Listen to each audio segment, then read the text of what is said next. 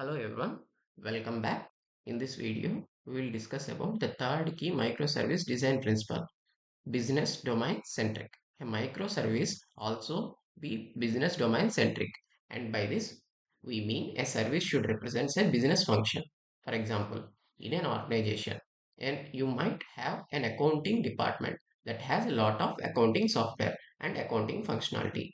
And this accounting department might end up having code which results in microservices to do with accounting functionality. You might also have specific business function, for example, calculating postage, which might also end up within a microservice as a microservice itself.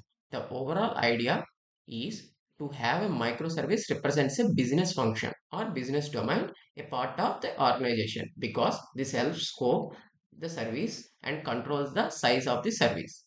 This is an idea which is taken from domain-driven design. You basically define a bounded context which is basically contains all the functionality which is related to a specific part of the business to business or business function. And you define the bounded context by defining boundaries and seams within the code.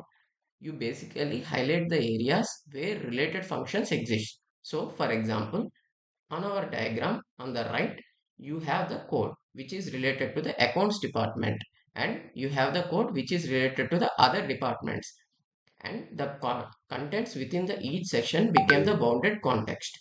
And overall, this will eventually become our microservice.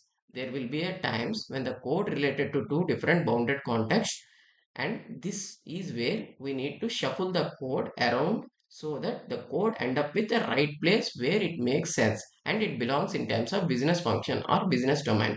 We need to aim for the high cohesion. Remember, making our microservice business domain centric also makes our microservice responsive to the business change.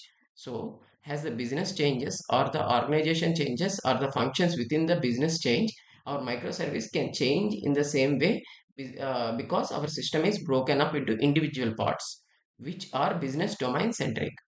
We can also change those parts which related to specific parts in the organization which are changing. Thanks for watching the video. We will meet in the next videos.